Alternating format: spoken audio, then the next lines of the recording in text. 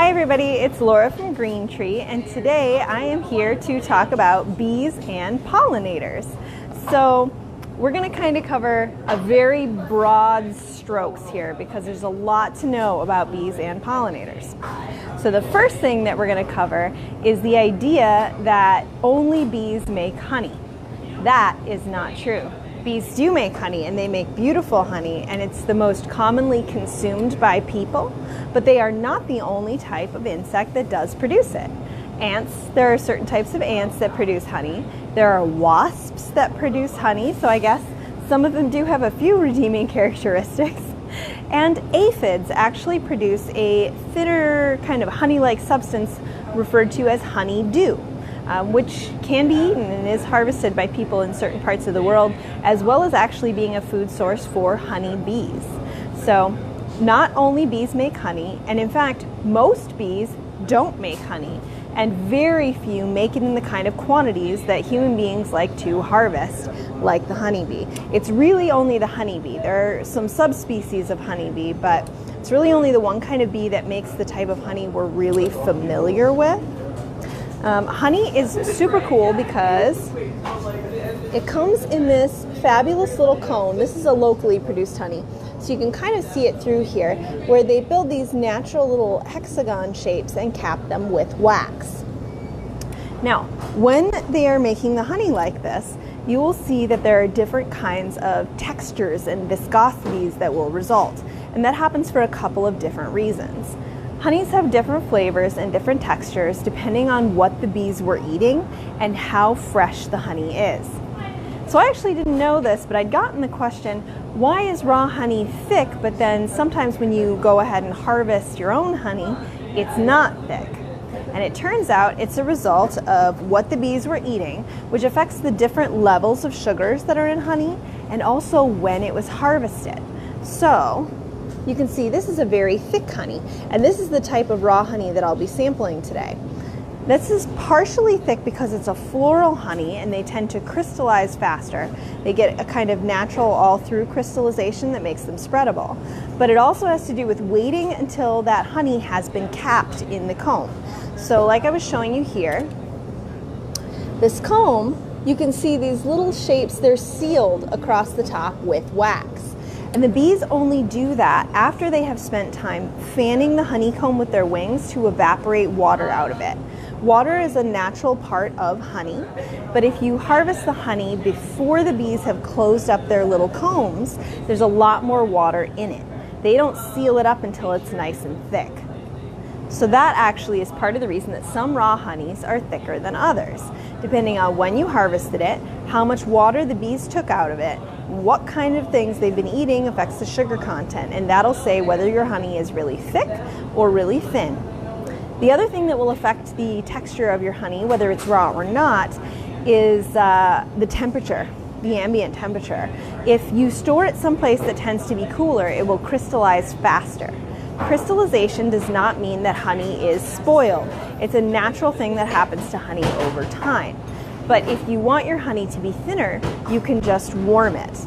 Now, you don't want to heat it strongly because that can actually reduce the shelf life. And honey, sealed natural honey, is practically indefinite in terms of its storage. They have found sealed jars of honey that are 1,000 years old that were still perfectly edible. But if you heat that honey too hot, it does reduce the shelf life even though it prevents crystallization. So let's say this is kind of a natural spreadable texture, more like a creamed honey is what you'll get in some of these thicker raw honeys. But let's say this was that thick kind of chunky crystals that you get in the bottom of your bottles sometimes. What you could do is take this and set it in a bath of warm water. Like warm enough that when you put your hand in it, you think, oh, this is warm, but not so hot that you can't comfortably put your hand in it.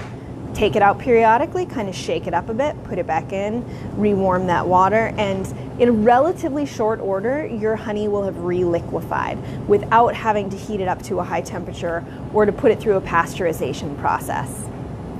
And pasteurization of honey is actually usually done to prevent that crystallization. It keeps it from crystallizing for longer, and I believe it also kills yeasts that can be in the honey.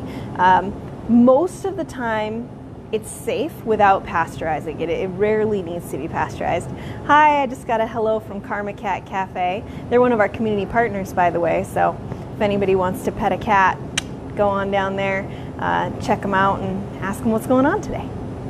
But to get back to honey, yeah, so it's usually pasteurized more for texture and storage reasons than for safety reasons.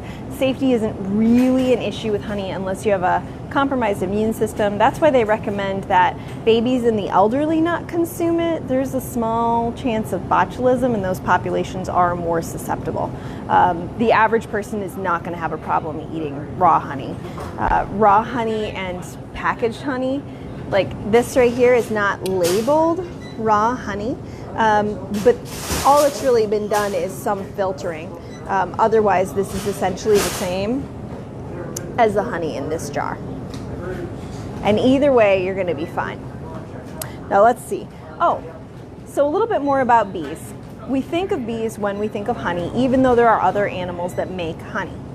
Now, a lot of people are kind of frightened of bees because they think of bees as being aggressive and stinging and causing these other problems. But the truth is, not all bees even sting. There are types of stingless bees that do still produce honey. They tend to produce a thinner, tangier honey than the classic honeybees that we think of that do have the sting that make this lovely, thick, viscous honey. And they're more common in tropical areas. So the bees that don't sting, there aren't too many of them around here, or that aren't capable of stinging. But most bees won't sting you unless you actually interact with them. They're not as aggressive as wasps or hornets. So you can feel pretty safe if there's a bee around unless you start swatting at it or stepping on it. It's probably going to leave you alone. Especially some of the big kind of goofy bees like carpenter bees and bumblebees. They tend to be pretty non-aggressive so long as you don't attempt to touch them. So don't be afraid of bees. If you leave them to their own devices, they'll probably leave you to yours, unless you're drinking something that they want to eat. That's probably going to be your biggest issue. I also wouldn't recommend, if you're uncomfortable with bees, wearing large, bright colored floral patterns and lots of flower scented perfumes when you're going to be outside, because those things will attract them. Now, honey, you can actually do some pretty interesting things with. We have this one here. This is actually a hot sauce honey. So this honey has had peppers soaked in it. And you can see it just looks like regular honey now because they took them out. There's no particulate on the bottom. But it gives it this really nice heat to it. And this can be used anywhere that you would use regular honey, but it's going to give you some extra oomph in terms of flavor. And it's really good in things like barbecue sauce, warm drinks, as well as like maybe adding it to different kinds of sauces and dips in the summer to give them a little bit more feistiness along with that sweetness. Hi Teresa, oh thank you. Well, we're glad you love our store, and you can feel free to come visit us from Claire anytime. I'm trying to make sure I don't miss anything for you guys because there's so much to say about honey and bees. There's a range in the number of crops that people say are dependent on bees in the US and in terms of food crops globally. A fairly safe number would be to say that about a third of human consumed food crops need some kind of animal pollination. But that's not just bees. That's bees, that's birds, that's bats. Bats are actually very important pollinators, and other types of insects. It would be a problem, especially for our industrialized agriculture, as there are entire groves of, say, almond trees where bees have to be brought in to pollinate them at particular seasons. In some parts of the world, they have a low enough population of native pollinators due to different environmental factors at this point that people have to go and climb trees with Q-tips and pollinate each flower in turn. So we want to avoid that. We want to try and do some things that are going to help the bees out. Again, this is not something where like all of our food will suddenly be gone if we don't have bees, but a lot of our favorites will be, and a lot of them will be much more expensive. They would have to be done by hand, and frankly, they really are lovely little creatures to have around. Like I said, not that aggressive for the most part. So one thing that you can do is to plant flowers and herbs that attract bees. Zinnias are one that is actually a very attractive flower that will pull in bees. Marigolds are a super common, very affordable flower that will attract bees.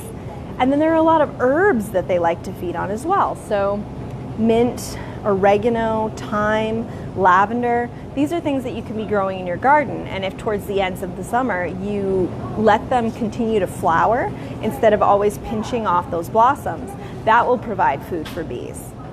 One of the best things you can do is have flowers that come up early in the season and flowers that are going late into the fall, because if you have that food available over a longer period of time, the bees will be healthier going into the winter and more likely to survive. Bees like to keep their hive, the inside of their hive, at like 92 to 93 degrees, which is a bit warm for me personally, but that's what they like. And so in the winter, they will actually cluster together in balls in the center of the hive and kind of vibrate to keep each other warm. The buzzing is actually from them flapping their wings so fast. It's not a sound they make with their little bee mouths, but they'll all get together and kind of shiver to keep each other warm, and they'll eat that stored honey that they have